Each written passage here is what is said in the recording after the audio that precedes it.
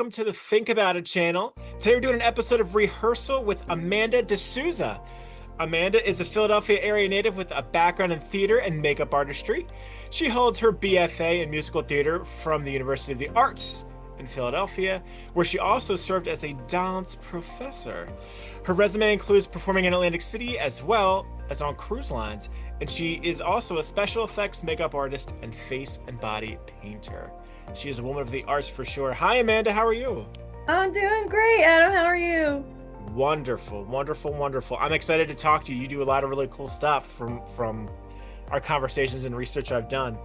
So sort of taking it back to the beginning, where did your love for art and theater come from? The minute I was born. I love it. I have been an artist ever since I could remember. Especially I was a performer ever since I could remember. When I was 3, I begged my mom to take me to dance classes back in Little Bucks County, PA, Newtown, PA. And ever since then, I've been a performer. I used to use the remote as a microphone and sing on the coffee table in my parents' house when I was little, and dressed up and created little potions in the bathroom. And I was always organized chaos since a child. But I would say the love of arts for me has just always been there. And it's crazy because I'm literally the only performer in my family. There we go. And my mom is creative, but in terms of being a black sheep, I'm definitely the creative performer, artist, weirdo, black sheep of my family. But I wouldn't want to have it any other way. So there wasn't any specific moment in life that told me I should be an artist. I kind of knew that at a very young age. I gravitated towards the school musicals and dance class and art club. And if anybody is in Linwood, New Jersey, I went to Bellhaven Middle School in Linwood and did art club and painted the murals at school and was in all their shows. So probably forever. Forever. She came out with a set of watercolors. It was fantastic. Basically, I came out with a microphone, some dance shoes, and some paint. And this was before the remotes had the microphones in them. You yeah, had to exactly. do this, back in our day, we're showing our age a little bit. Back in our day before you could talk into the microphones. For the Roku guys. Right. Yeah. we got the Comcast remote at our house here, and my son is 4 and my daughter's 2. And they don't know how to operate it, but they talk to it and be like, my son will be like, Paw Patrol. And I'm like, dude, the TV's not even on. But You're in the Paw Patrol phase and the oh yeah, Bluey phase? Not so much Bluey. Elmo, Spider-Man, Paw Patrol. Yeah. I face paint, so we'll talk about that later, but I know all of those. We are indeed going to talk about it. Yeah. But while we're talking about you as the performer, what's some of the work you've done as a performer? Oh my God, it's hard to remember everything. Or just some highlights. I would say, so I went to school. I mean, I'm not sure who's listening or who's going to know, but I went to school for musical theater at the University of Arts in Philly, like you mentioned, and unfortunately the school closed. Mm-hmm. Adam, I don't know if you know much about that story. Fairly recently, just within the last couple of years. The school lost its accreditation, and there was a whole hoopla and a half. Yep. And I was a student there. Well, I graduated in 2016. I'm old. And I also was a professor there for I think about 5 years. So it was not super fun, but the school gave me opportunities. My major performing work outside of college, I did a lot of cruise ship work. So I worked as a singer and also a dancer, because I was that singer that could dance. Mm-hmm. I was always a dancer first, but I was a singer on cruise ships. They were all actually called AIDA cruise lines. So it is the German branch of the Celebrity Cruise Lines. So I actually got to rehearse in Germany for months and then go on the ship. And very cool. I got to go everywhere. I've been to the United Emirates. I've been to all areas of Italy. I've been all over Europe. I've been at different parts of Asia and Thailand. And very cool. Probably one of the most fruitful experiences for me as a 22-year-old. I think I was 22. I'm 31 now. So what a wonderful opportunity as a young person in their 20s to be able to do their dream and also, travel. So that was my dream. Um, that was one of my highlights. But something more fun and local is I worked in the nightlife scene in Atlantic City and Philadelphia, New York, and some bits of like Delaware and New Jersey, the tri-state area. I've been working in entertainment basically since I was 18. Just don't tell the casinos that. Well, Uh, that's what's so raised. I worked as a go-go dancer and like a model, and I did all this stuff in Atlantic City and all over Philadelphia for years. And that was all starting even when I was in college. So I've probably done so many things under the sun in the Philadelphia to Atlantic City circuit that I've done it all at this point. My friends can attest to that are in the field too.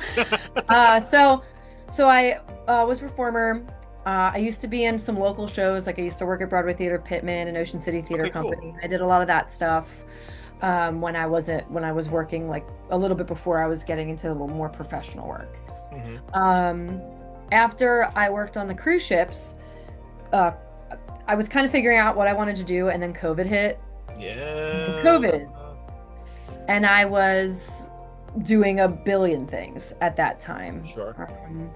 And when COVID hit, I remember sitting on the steps of my mom's house and just having a panic attack going, oh my God, I'm losing all of my work. I'm losing my teaching work. I'm losing my performing work. Because I used to be in locally touring shows. So I used to be in a Tina Turner impersonator show as a dancer. I used to be in a Cher show as a dancer. I used to do Yeah. all this kind of stuff. And all that stuff was just going away, going Hmm. away. And so after COVID hit, I was primarily sustaining myself in terms of the arts, teaching for UArts via Zoom. Okay. And so I was teaching for UArts. I actually, because I filed for partial unemployment because I couldn't get, and I got on the news because I danced to the unemployment on hold music and my mom filmed it. And it got on the news. So that was hilarious. That's funny. Yeah. So anyway, during COVID, that's how I was sustaining myself. And then post COVID, I was getting back into my school. I was working on a production at Broadway Theater of Pittman. I was the choreographer for Matilda at the time. That was our COVID show. And we went back into the theater, and like everybody was getting sick during a show. It was a mess. It was cursed. So there was that. But my shining light out of all of this after COVID, I think it was 2022, 2023, I think one of those. I auditioned to be Betsy Ross at the Betsy Ross house in Philadelphia, and I got the job like the next day. And so if you go on the Betsy Ross house Instagram or their website or a lot of their promotional pamphlets, you will see me as Betsy Ross. You will also see me on the final episode of The Amazing Race from last year being Betsy Ross, which is pretty awesome.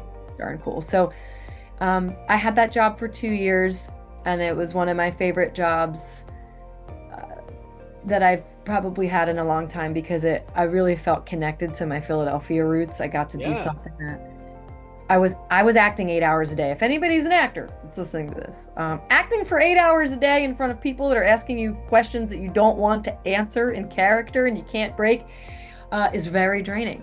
Yes. So, and your voice gets tired, and you got to put the costume on from 1776. You know, And you I'm got sure it's hot, and I'm sure it's a hot costume. yeah. So, you know, it was a very amazing, fruitful job, and I always say such wonderful things about the job because I learned so much about Philadelphia and the tourism in Philadelphia and what people kind of come to see, and it made me really proud to be from where I'm from. So, and that is one of the more recent performing things. You know, I haven't really been performing this year as much because I'm focusing on other stuff, and we'll get there. But those are some of my highlights and things throughout the years. And you know, I've been like a singer. I've done a bunch of stuff like that, but those are some of the things that are my favorite things. So you spent a lot of time at University of Arts. What was Hmm. it like going there as a student and then going back as a professor? It was really great. I love inspiring others in this field. I love being a teacher. Um, I've learned that the arts don't have to be about me. Sure. It's great when you get to teach others the love for it. And I have so much passion for it. So going back, I remember thinking, okay, I want to give these students the things that I wish I had when I went back Very or cool. when I was there, when I was a student. So I remember when I was teaching, thinking about the stuff that I would have wanted as a student that I could give my students. So going back, it was really nice. It was really nice. It was interesting going back teaching a new generation of students. Yeah. New generation where technology, because I started, I think, in 2018 and then went into basically until they closed 2024. So I was there pre-COVID, during, and post-COVID. I got to see kind of, it was a very interesting time span. It is. Yeah. So I got to see the students go from like everything in person to everything on the internet to everything kind of being a little bit of both. Mm-hmm. And as a teacher in the arts, I got to learn how to use both things the way they should be used. Right.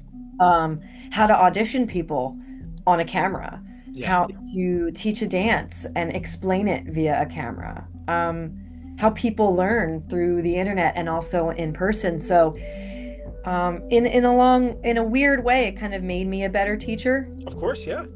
Um, and the most fruitful thing from this job, especially recently now that most of my students have been graduated and are going off to do the fields, they are now in touring productions and professional shows, and some of them are in shows with colleagues of mine that were students that graduated with me. Very cool. Yes, I have a friend and a previous student that are in Elf, the tour right now. Very cool. And it's just so, it feels so good to know that I Yeah. have that connection, you know?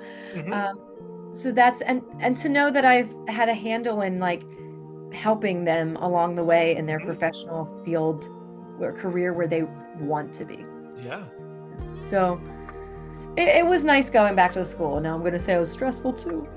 Oh yeah. But what job isn't stressful, you For know? sure. Of course. Yeah. Yeah.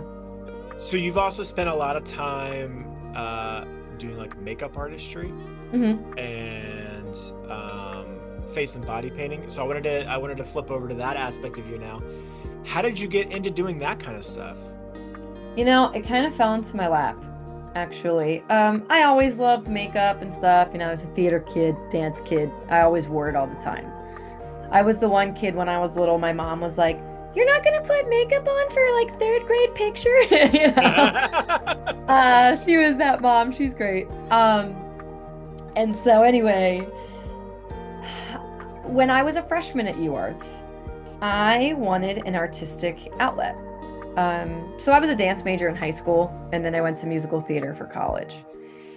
And I needed some other outlet that wasn't performing to just Mhm. kind of calm me when I wasn't around the monotonous and crazy chaos that theater is a Yeah. lot. So I would do my makeup like in my dorm room or when I would go home to my mom's house at like 3 a.m. because that's when artists' brains work the best. Mhm. And this was, I'm aging myself so bad here, but this was when Instagram like first started. So I remember my friend made me get an Instagram, of which he's actually a professional here now in California, which is awesome. He's doing very well. And he made me get an Instagram because I didn't want one. And he was like, "Amanda, you're so good at makeup and stuff. You should just post your pictures on here. It's kind of like an online portfolio." And I was like, "Okay, whatever." And mind you, my makeup was not as good as it is now. No, it was really not. So that was one half of it. The other half was I worked with an entertainment company at the time as a bar and bat mitzvah dancer, which was one of the first jobs I had professionally as like a dancer at the time. Mhm. And so I was working with this entertainment company, and they said, "Hey, Amanda, I know that you're really good at makeup. Would you be interested in face painting for parties?" And I was like, "All right, sure." I was like 18 or 19 at the time. And I borrowed my friend's face painting kit. He was like, "Hey, you can borrow my stuff." You know, I knew nothing about sanitation, nothing about like nothing. And I just started face painting for parties. And then I had friends that said, "Do you want to do my makeup for Halloween?" And then it kind of kept spiraling into, "Hey, do you want to like help out with this musical doing makeup? Do you want to face paint for my children's birthday party? Do you want to do my makeup for this year's event and this wedding and this thing?" And it just kept going. And it became my second love in terms of the performing side and the artistic, more visual art side.